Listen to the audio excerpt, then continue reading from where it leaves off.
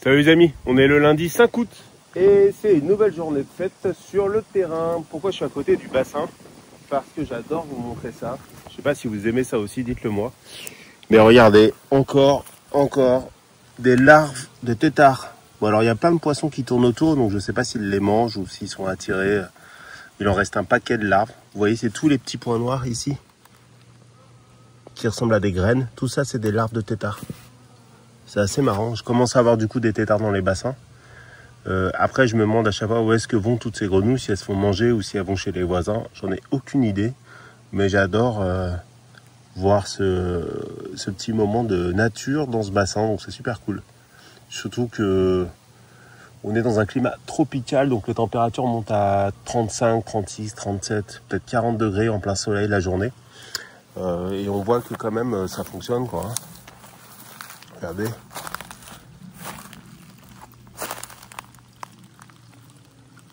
Ça c'est Sagittarium je crois. Il y a une version japonaise et celle-là je sais plus laquelle c'est. C'est très joli mais la version japonaise elle est encore plus jolie donc j'essaierai de la trouver mais elle est un petit peu chère. Et là regardez mes petits nénuphars et lotus. Lotus c'est le jaune et les nénuphars c'est les violets qui sont en pleine forme.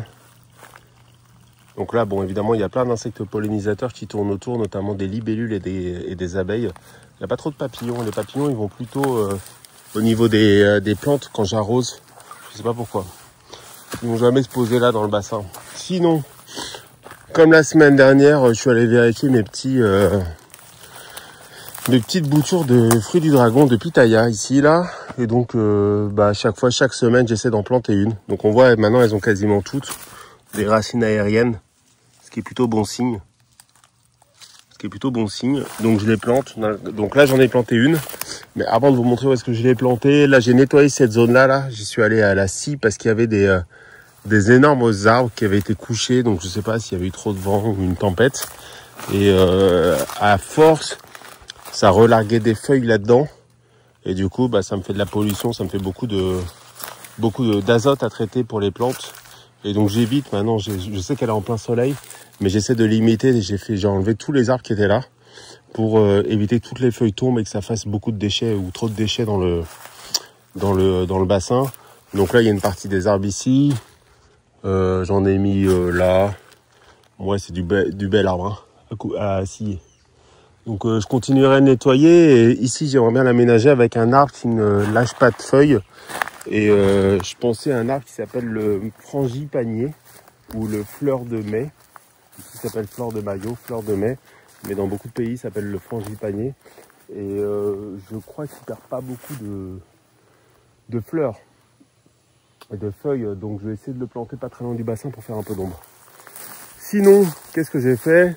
Là, j'ai fait une première session de tonte. Là, on voit, là, ça a été bien ratiboisé, là. Comme chez le coiffeur, paf. Mais voilà, je me suis rendu compte que j'avais perdu des vis. Donc j'ai récupéré ma débroussailleuse la semaine dernière. Il avait réglé le carburateur parce qu'on s'est dit, en même temps on s'est échangé des messages, on s'est dit peut-être que c'est le carburateur qui est mal réglé, qui fait trop vibrer la machine et qui fait sortir les vis. Mais ça n'a rien changé. Puis il m'avait dit, ça fait là j'en ai 5, il me dit, j'ai 5 débroussailleuses de ce modèle-là qui ont exactement le même problème que toi. Il dit c'est pas toi, il dit c'est la débroussailleuse. Ouais, il est gentil quoi. En plus quand il les répare et tout, comme ça, il me fait rien payer. Donc je lui amène des trucs, on fait un peu de troc. Je ramène du pain au levain, ou des pâtisseries, ou des viennoiseries. Il adore ça en fait, il connaissait pas trop, parce que c'est français.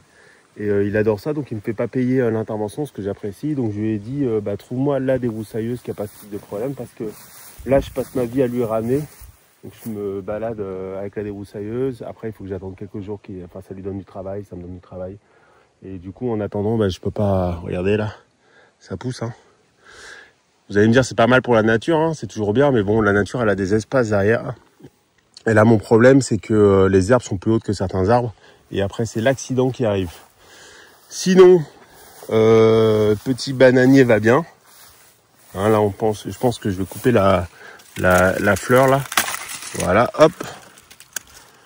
Parce qu'on sent qu'elle était sèche. Donc j'imagine qu'elle était en fin de vie. Donc maintenant, il faut le laisser, je sais plus combien de temps ça prend, mais il faut le laisser sortir ces petites bananes tranquillement, les faire mûrir. Il va falloir que je bouge un des rejetons, que je le mette ailleurs. Je sais pas trop où encore. J'ai de la place, pas trop un problème. Qu'est-ce que je voulais dire? Ah ouais, bah là j'ai galéré sur la fin, j'ai passé 1 heure sous le soleil parce que j'avais plein d'endroits où je déclenche l'arrosage, même si c'est la saison des pluies, de temps en temps. Et j'avais plein d'endroits qui étaient, comment dire, pas arrosés. Et c'est qu'en fait, soit j'avais des fuites, donc là on voit des restes d'eau, donc ça coule plus, c'est que ça, je l'ai résolu.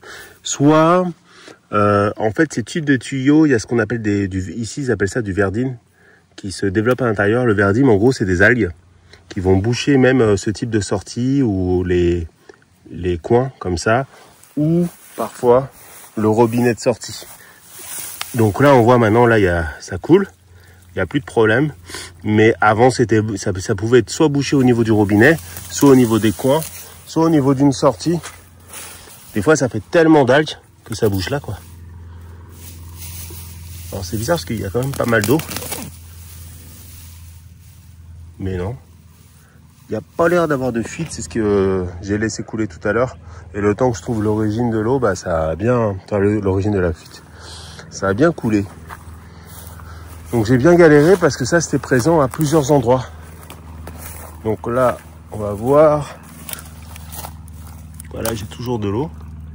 C'est pas beaucoup, mais c'est pas très grave parce que je fais couler pendant 2 heures, 3 heures, 4 heures, 5 heures. Et j'arrose tout le terrain d'un coup. Et j'ai pas besoin d'être là en fait. Ça c'est un méga gros avantage pour moi. C'est que je peux le déclencher sans avoir à... Ouais, du coup on a été coupé à cause de la chaleur.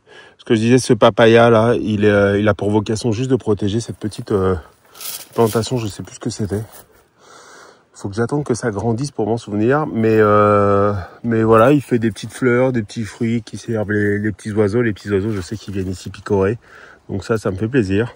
Ça leur donne un petit peu de bouffe dans ces temps difficiles. Et puis bah voilà quoi. Et donc toutes ces zones là pareil, c'était bouché avec des algues. Donc en fait c'est un des boulots que j'ai à faire régulièrement, c'est de vérifier ces sorties. Là regardez, hop.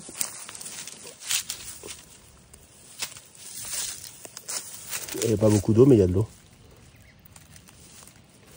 Alors des fois il n'y a pas beaucoup d'eau, parce que du coup à l'intérieur c'est bouché, mais là on voit que c'est pas bouché. Et là regardez l'eau. C'est pas flagrant, mais c'est suffisant pour ce que j'en fais. Et là regardez ces types de montage, hein, c'est pareil partout. C'est une ligne principale en 3/4 de pouce. Et une ligne, là d'ailleurs si vous êtes... regardez. Là on voit des algues, je crois. Voilà. Il y a un machin vert qui est sorti là. Des fois je mets, pour sortir les algues,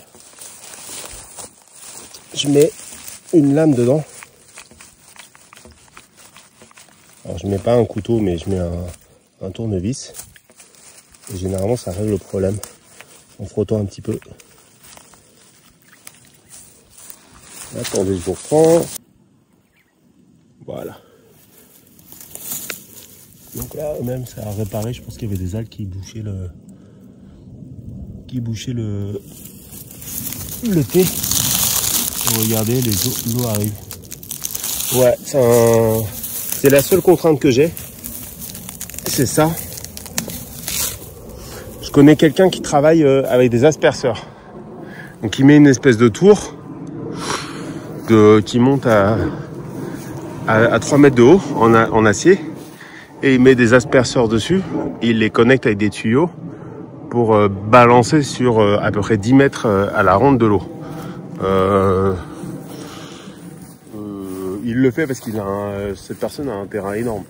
Et donc ça lui ferait, s'il faisait pas ça, ça lui ferait plusieurs kilomètres de tuyaux à mettre pour arroser au pied. Nouvelle coupure, dont je disais plusieurs kilomètres de tuyaux à mettre. L'inconvénient de sa méthode, la première c'est le rendement, c'est que vous êtes obligé d'envoyer énormément d'eau. Vous êtes obligé d'envoyer énormément plus d'eau pour arroser que si vous le faites directement au pied de vos cultures. parce qu'il y a une partie qui s'évapore, il y a beaucoup qui tombent à côté. Et du coup, bah, vous faites pousser toutes les mauvaises herbes, enfin les herbes non souhaitées, puisque vous les arrosez aussi. Là, même si c'est très vert, j'arrose que autour des arbres.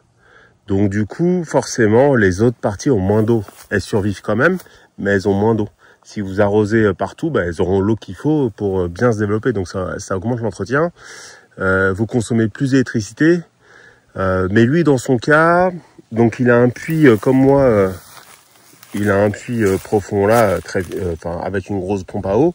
Et comme il est très très loin, il n'a pas l'électricité. Il a des panneaux solaires avec des batteries.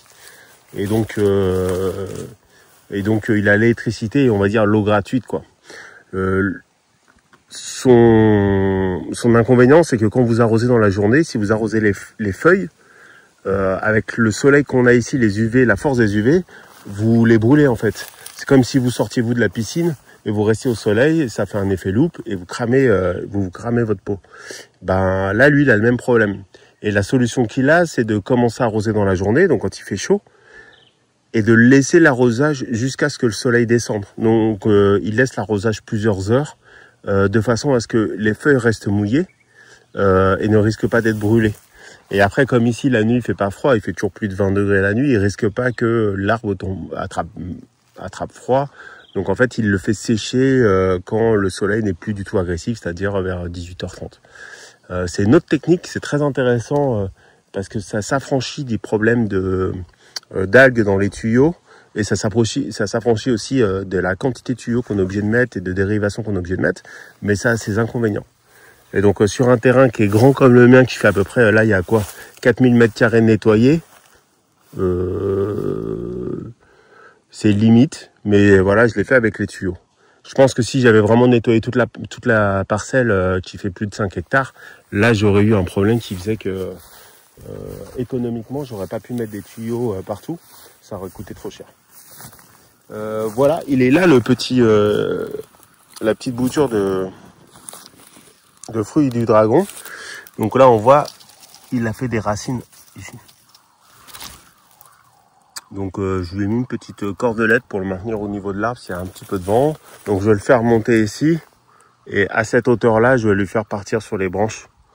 Et puis on verra. De toute façon, c'est la première fois que je fais pousser des fruits du dragon.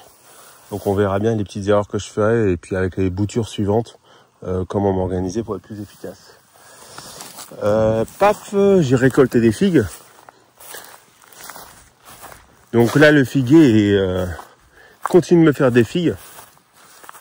Hein, on va vous envoyer un gros tas, un gros paquet. Mais je trouve qu'il a pas beaucoup de feuilles.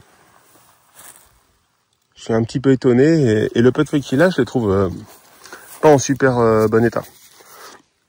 L'année dernière, il m'avait fait pareil, mais au début de la saison des pluies. Au tout début de la saison des pluies, donc plutôt vers juin.